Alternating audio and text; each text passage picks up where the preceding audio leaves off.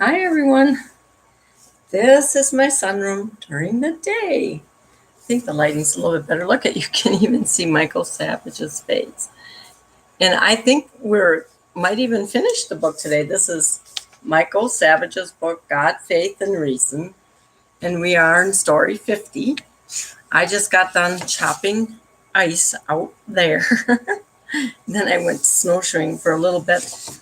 Ellie came with me, and I think she's already snoring. And story 50 is The Room with a View to Eternity.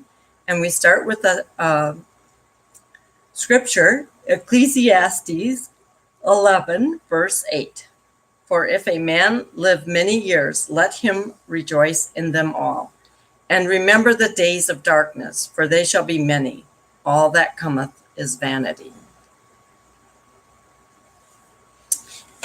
All right, The Room with a View to Eternity. Yearning for the occasional conversation and the soft, sweet winter light as it bathes the pastel-colored wooden buildings, the wonderful food of China and Italy as it has been adapted to America's West Coast over a period of about 100 years.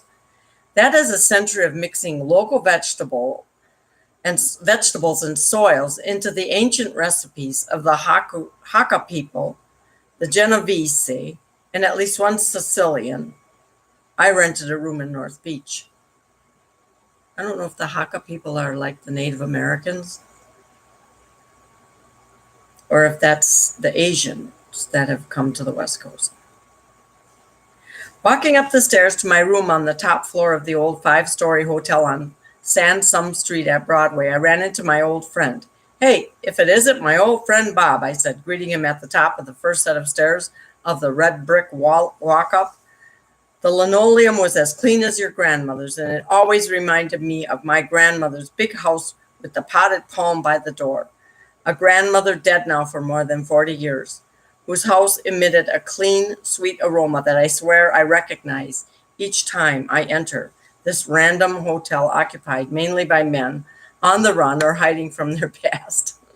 Bob and I hadn't spoken on the phone for about 3 months since I had moved into my house.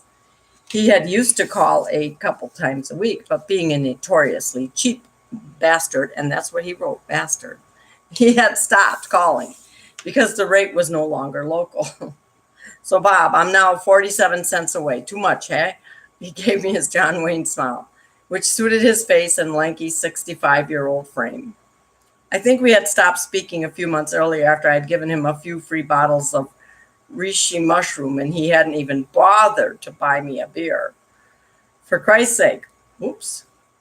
Michael Savage, you just made me swear. I don't say that. When people couldn't pay, the county doctor in the American town of the distant past, they had given him a barrel of apples. I suppose Jewish people say that without a problem, but I have a problem. But I have saved him from sure death at the claws of cancer more than 10 years before, and the bond was too sure to break over a temporary impasse. By taking him from the VA hospital up on the bluff overlooking the Golden Gate and putting him on 30 grams of vitamin C a day, plus other vitamins and a diet of some herbs, I'd pulled him back from the diagnosis of lymphoma and going home to die, the best the doctors could offer. Bob, I went to a funeral last week for my friend Joel's father. You want to hear about it? I almost called you to come. They didn't have too many friends. He nodded, sipped on his beer, and settled back to listen. One thing about his generation and his culture, they were good listeners. Joel's father, Murray, was 82, I began.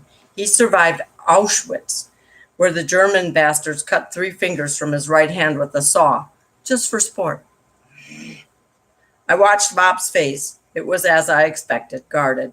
After all, I had met him in a bar about 12 years before when I had stood up to his anti-Semitic ravings. We quickly became good but guarded pals. He needed his Jew and I my goy, though he stood over 6 feet 5 inches and was made of lean English muscle. I had threatened to kill him if he didn't shut up. Oh. So Michael Savage is his Jew and Bob is Michael Savage's goy. Goy, remember, is a Gentile. I'm a goy. Now, I'm only 5'7", but I'm broad enough and my eyes relate protons of dark danger. I've been mistaken for an Italian in Italy, a Spaniard in Spain, an Arab in Morocco, a Jew in Brooklyn. The reason I say I've been mistaken for a Jew is because I don't behave like one, at least those I know here in America. Maybe I was born to lead a tank brigade in Israel or a mob in Vegas. All I know is that I've led little leagues in the suburbs and a few expeditions to collect plants in the Fiji Islands and been darn proud of it. I'm not going to put what he said because it was a swear word again. But my eyes are those of a saint when calm, a killer when agitated. It is my blood. I think this murderous rage, either through eye power or the work of saving angels, I've talked my way out of death more than once. So Bob shut his mouth that night many years ago. And as I've said, he tends to harbor certain Nazi sentiments. So when I told him about Murray's mutilated hand, I wasn't surprised at his lack of immediate pitying sounds, but I like a challenge, so I went on. Murray never cried about his hand, I told Bob. He came to America with Florence, who he met somewhere over there, and had a family, namely Joel. He was full of life, this Murray. He was a big drinker. He loved women. He beat his son with a strap, but he was a big personality. Bob nodded. I think the anti-Semite in him liked the never cried and beat his son parts of Murray. So I proceeded with my funeral story. I had lost touch with Joel for a few years. His wife threw him out for beating her, and at least one of their daughters. And he was in one of his episodic hidings, this time from the sheriff's department. They were after him for his house and all his earnings to give to his greedy wife. Somehow I heard his father, Murray, had cancer and was dying. I called his mother and went over a few days later. We brought a bag of groceries, French bread, a pound of sliced turkey, some wine, some vegetables, and a quart of milk, the usual stuff you bring when someone's sick, poor, and housebound. Florence and Joel greeted us at the door of their little one-bedroom apartment on Van Ness. I always liked it there, remembering the few Rosh Hashanah and Passover dinners they invited us to. Having been in the antiques business like my deceased father, Benny, the place was filled with oversized, high-quality furniture and paintings. Murray was in a bathrobe in a gigantic English armchair, shrunken but beautiful in a way. He pulled me close and said, "Michael, I remember when you took me and Joel to the Chabad in Berkeley almost 20 years ago. I know you almost 20 years. That's not a short time. You took me to a bar after on Telegraph. Those were the good times. Now are the bad times." Bob, I prodded. "Do you hear this? I extend one good deed 20 years ago, and this guy remembers. It's like one of the best moments of his life, this one good drink." So he goes fast into the hospital where he insists they let him out, probably to die at home, and 3 or 4 days later, boom, it's over. Like that. Joel told me he had been sick most of the night, vomiting, probably those toxic chemochemicals. He forces himself up and says, "Joel, she's there, on your left, the angel of death." Joel gets scared. He says, "Pop, there's nobody here but me and Mom." Murray stares at the big chair across the small room. "To your right, Joel, on the couch." "He's here with her." He stands up, starts to walk across the room and collapses. I can see that even the anti-Semite Bob is tearing up, wiping the tears from his face. "Listen, you racist," I said to him. "Look at that hole in the ground with Murray's casket so bare, and hearing the rabbi's ancient chant and watching the young Mexican gravediggers moved by that chant, I became reminded of my own hole waiting. I never knew where I wanted to live," I whispered to Joel's friend from Israeli intelligence. "I sure don't know where I want to die." "We never know where we're going to die," he reminded me with a 70s rocker cackle and grin. Here he has some more scripture, Proverbs 11, verse 24. "There is that scattereth and yet increaseth, and there is that withholdeth more than is meet, but is tendeth only to want."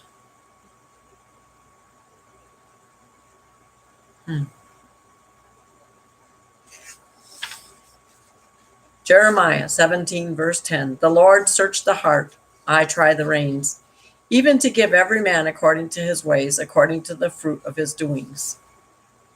The savage duality of man, animal, soul, spiritual soul. There is a war within each of us due to the duality of the human soul.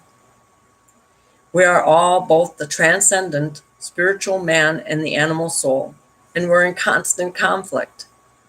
Our two souls have visions that oppose each other. That makes many people crack up and think they're schizophrenic. And of course, most psychiatrists, God bless them, they're smart people, but not religious people by and large. So they get it all wrong. If a person comes to them and says, "Oh, doctor, I have two feelings about it, two thoughts about everything," their only answer is, "All right, here's medication." There's some truth to that. But I don't think we have two souls. I think we only have one soul. And the devil chasing us around trying to get us with his. In other words, we'll kill one of your thoughts and then you'll be a sane American. Then you can wind up having sex in the middle of the day on a rug or on the bare floor. You can use sex, drugs, and rock and roll. You'll be an ordinary American. In other words, a complete mess. But you won't be divided anymore. So what is this mystical thing I'm trying to tell you? Do all religions teach this? I don't know about all religions. I don't see it in Buddhism. I don't think the Buddhists have ever been troubled by a duality of nature. I've read the Buddhist literature. It's beautiful poetry, and it tries to steer people on the right course, the right path of life. It does it through poetry and writings. But mystical Jews have looked into and understand the animal soul and the spiritual soul. Though many believe that the two souls are opponents, you must suppress the animal soul. That's not what the teaching is. This is where Judaism differs from Christianity in its core philosophy. Judaism fundamentally differs from Christianity in that Judaism does not say to repress the animal soul. That's why some people say Jews are earthly people. Christians I've known have said this. I never heard that, or have I ever said that. I don't think there's a lot of Jews around central Wisconsin. I only know one, and that's Dr. Blonsky, the nephrologist, and he's a lovely man. I love him dearly. What they don't understand is that to achieve divinity, both souls, animal and spiritual, must equally spur this love for God. You must love your animal soul and turn it to the work of God. When the Talmud says to love the Lord your God with all your heart, it means to love him with both inclination, both souls equally. It's our job and our challenge to transfer the animal soul into an active partner in our divine service to God. The Talmud then explains how this transformation should occur. When I talk about this subject on The Savage Nation, I can almost hear all the cynics in the audience saying, "Come on, cut the crap with the religion. I don't want to hear it. Stick to what you do, Mike. Get back to the humor. Stick to your politics. I don't believe in God. I don't believe in the soul." Okay, there's a cynical part of me too. That's my animal soul. The cynical part of me that mocks my own words. That's my animal soul, mocking the godly side of me. Well, that's the devil and his evil minions.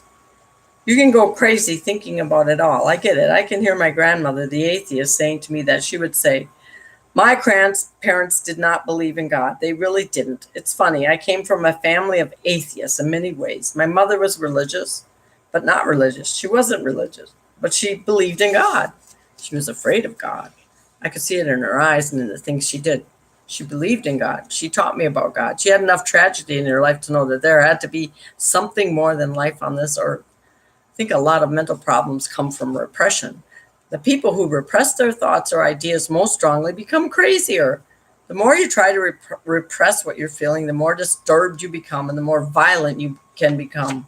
So what am I saying? Why not do it in the road? Maybe there's a little truth to the hippie philosophy. No, I'm not doing it. Watch where I'm going with this. I didn't say have sex whenever you feel like it. I kind of heard that.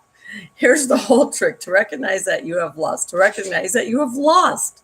If that's the issue for you, I'm giving you one example, sex, because that's all that we think about in America. Some Americans, day and night, sex, sex, sex, sex. That's all they promote on TV.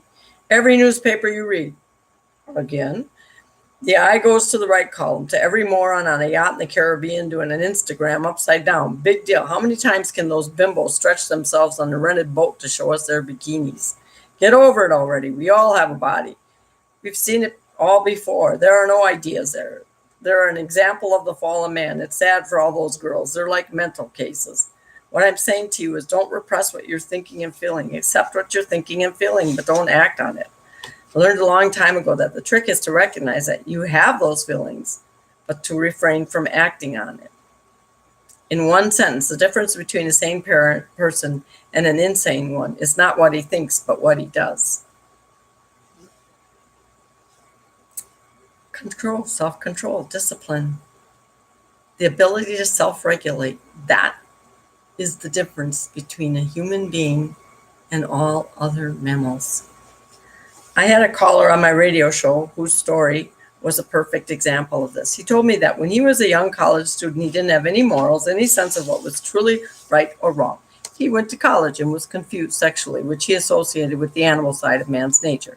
He ended up having a nervous breakdown and being diagnosed with paranoid schizophrenia. Probably was smoking marijuana. A lot of people who smoke marijuana end up paranoid schizophrenics, but you didn't know that. But he said finding God helped him deal with his underlying problems. It saved him. According to the core mystical beliefs of the Jewish people, not to be confused with the populist notion of a Jewish person, as exemplified by Woody Allen, but the deep religious souls out there. You must harness the animal soul, not repress it or kill it. You must turn the animal soul over to the very same force as that of the godly soul. Soul. My caller had learned to do that, and once he did, he was freed emotionally, spiritually, and even socio-politically. His life completely straightened out. He got a job, went back to school, and got good grades. And now when he feels conflicted or ready to freak out, he prays. He asks God for help and asks friends for help. Finding God and getting control of his animal side not only saved him, but gave him the tools to save himself in the future if he starts to wander off track. I'm going to give you the kung fu of the truly insightful religious Jewish people, the ones you never meet, the ones you never see or hear. They talk about the greatness of God every day and say a prayer every day. It's called the Shema Yisrael, which means God is one. And they relate to the spiritual source and the animal soul and the blessings that precede this prayer. So all the prayers of the Jewish people are about trying to harness both animal and spiritual selves together in a worship of God.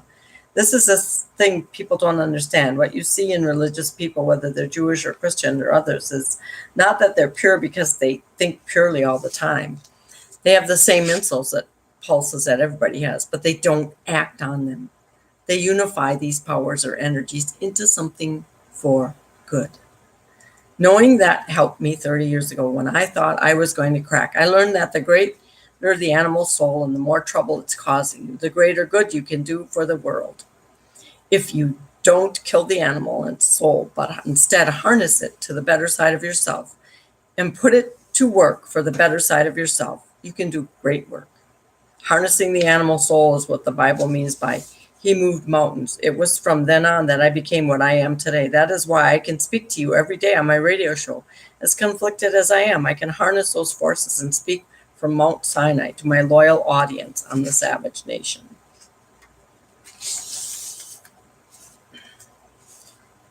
And I think this is the last story. Yep. Ecclesiastes 12, verse 7. The story we're about to read is God is everywhere. And the dust returneth to the earth as it was. And the spirit returneth unto God who gave it. God is not linear. God is infinite.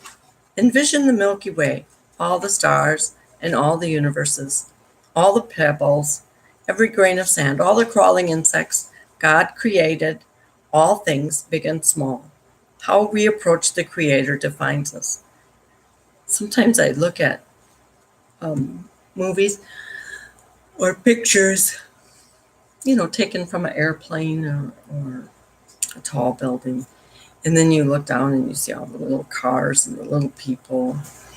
Oh, the little people look so tiny, like little ants. And you think, the Lord God created each one of those individually, uniquely.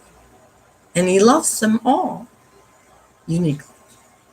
It boggles your mind. Those who accept Jesus as the Son of God call themselves Christians. Those who bow to Allah are called Muslims.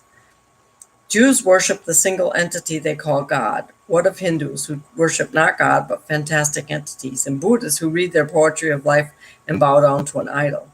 What do we say of the many who worship the Great Spirit? How do we define those who don't believe in an all-powerful God, but may spend their conscious minutes pondering the stars and planets, the movements of celestial bodies, the quarks and the sparks of dying stars millions of light years away, or those who argue over causality, the physicists and scientists who say there is no God except for rational thought and electrical impulses that die when our bodies no longer emit signs of life? Are they not seeking the answer to this ancient riddle? As Joel's friend said at the funeral, we never know where we're going to die, and we certainly don't know what comes next. In the meantime, we can look for the presence of God even here, amid all the ills of the world. In the end, the search to find God is the finding itself. And that's the end. The search to find God is the find. Acknowledgements. I want to thank my editor, Kate Hartson, for having the faith to publish this mysterious book. My agent, Ian Kleinert, for sticking with me during the whitewater ride. Tom Mullen for his excellent suggestions and organization of the biblical quotes. And those who so carefully worried over every comma. I didn't worry over one. About the author. 2016, after 22 years on the air, Michael Savage was inducted into the National Radio Hall of Fame. I did not know that. An honor he calls the capstone of my life. The Savage Nation, the country's #1 streaming radio show, is one of the top programs in America, with millions of listeners and broadcast on more than 230 stations, including WABC and KSFO. A prolific New York Times bestselling author, Dr. Savage has been profiled in Playboy, The New Yorker, and he has been awarded the Freedom of Speech Award by Talkers magazine. He received his PhD in epidemiology and nutritional sciences from the University of California at Berkeley. Oh my gosh. Michael, you couldn't even step on that campus and do a lecture today. They would chase you off and call you a racist, a homophobe, an Islamophobe, because you're too conservative. That's it. We did it. We finished the book. Now, I'm going to find another one, because that's what I do. Love ya. God bless. That's the end of the book, folks. End the stream. Ending.